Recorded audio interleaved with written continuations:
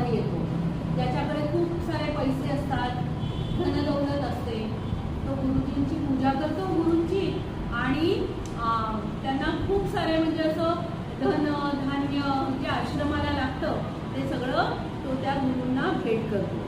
गुरु खुश होतात आणि ते काय करतात, त्यांना एक तुम्ही कसं गिफ्ट मिळतं की नाही तुम्हाला गुरुकडनं, तसं उपहार म्हणून ते गुरु त्या पिंजऱ्यातल्या पोपटाला देतात, पिंजऱ्यासकट देतात.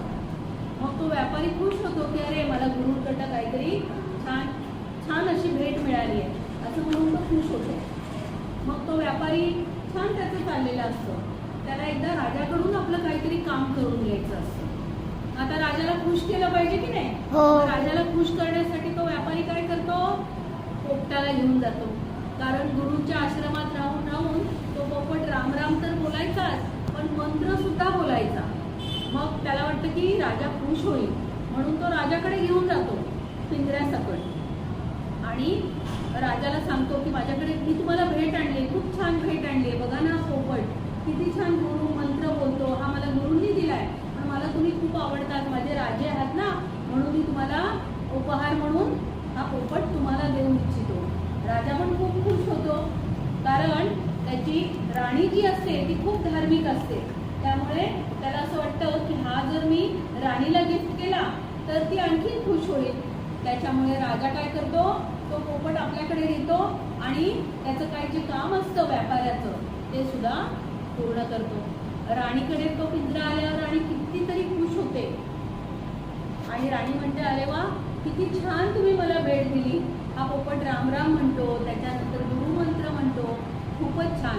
आता ती राणी असते, ती काय त्याला लोखंडाच्या पिंजऱ्यात ठेवेल का, नाही. मग ती राणी काय करते, त्याच्यासाठी छान असा सोन्याचा पिंजरा बनवून घेते, सोन्याचा पिंजरा बनवून घेते आणि त्याला सोन्याच्या पिंजऱ्यामध्ये ठेवते. जेव्हा तिला मन व्हायचं तेव्हा ती त्या पिंजऱ्यातनं काढायची, खिडक्या वगैरे लावायची, त्या पोपटाचे लाड करायची आणि परत त्याला पिंजऱ्यात ठेवायची. आणि खायला तर वेगवेगळे मेवे द्यायची, चांगली चांगली फळं द्यायची, खूप छान छान गोष्टी त्याला खायला द्यायची. पण तो राहायचा कुठे, पिंजऱ्यामध्ये. कुठल्या पिंजऱ्यामध्ये, सोन्याच्या पिंजऱ्यामध्ये.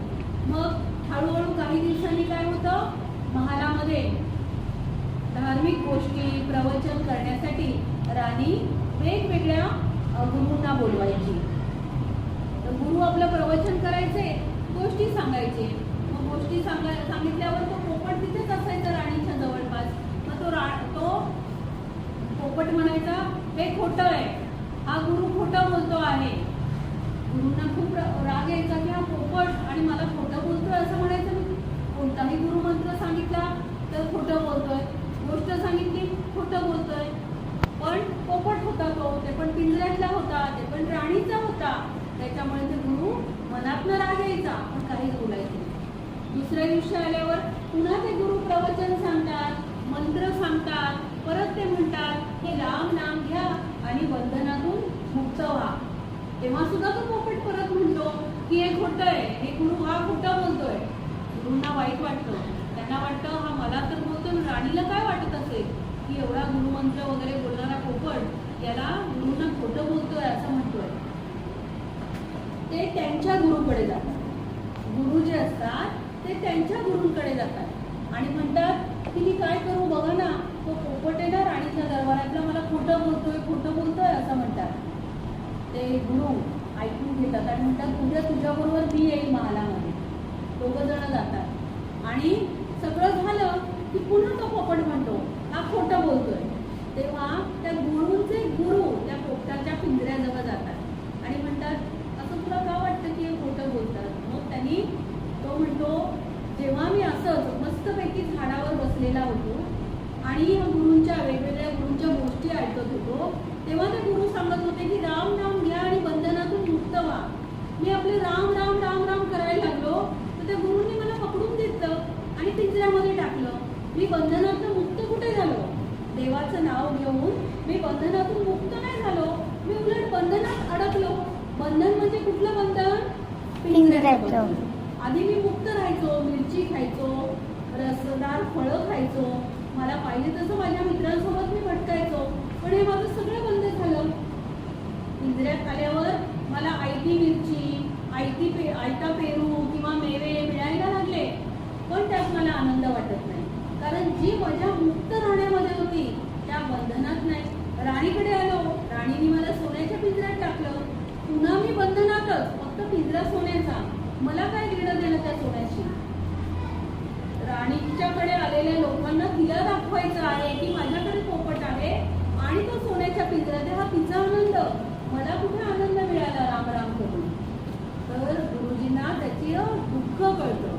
ते गुरु त्याच्याजवळ जातात आणि एक त्याला मंत्र देतात, तू नीट ऐक, आज उद्या सकाळी तू मेल्यासारखं सोंग घे, एवढं मेल्यासारखं सोंग घे की राणी येईल, राणी रडेल, अजून कोण कोण येईल, पण तू असा उलटा पडून झोप, पण सोंग कसलं कर, मेल्याचं कर.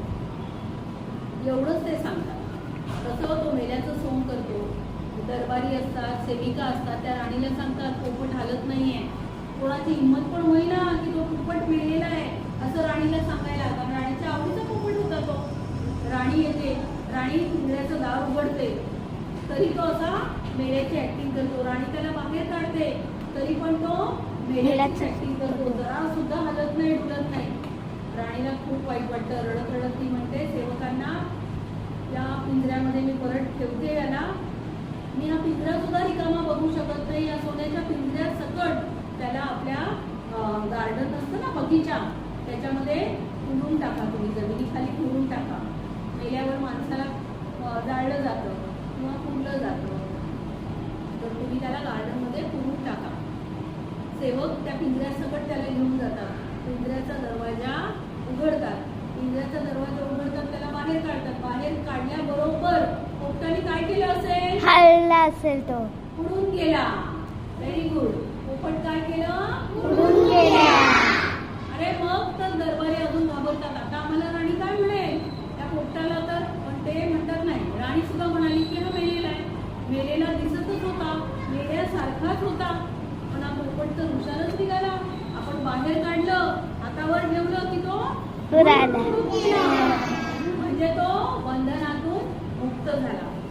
आणि तो त्यानंतर तर छानच राहिला असेल, कारण तो मस्तपैकी आपल्या मित्रांसोबत फिरला असेल, छान फळं खाल्ली असेल, त्याला जे आवडतं मिरच्या, ते सगळं काही त्यांनी खाल्लं असेल.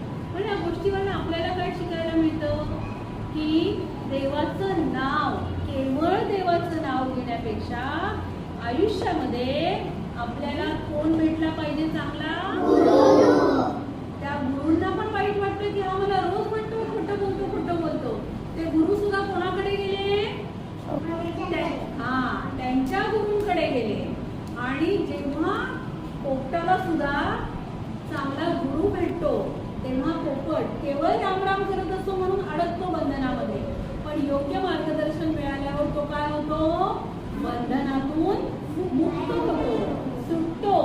त्यामुळे केवळ देवाचं नाव घेऊन उपयोग नाही, तर आयुष्यामध्ये चांगला कोण भेटला पाहिजे, गुरु भेटला पाहिजे. गुरुचं महत्व कळलं. गुरु गोविंद साधे खडे काके लागू पाय, गोविंद गुरु पर जा बलिहारी, गोविंद खुदी बताय. की गुरु आणि गोविंद म्हणजे देव आणि गुरु बाजूबाजूला उभे आहेत, तेव्हा विचारलं जातं की मी कोणाच्या पाया पडू, तर देवच सांगतो की माझ्यापेक्षा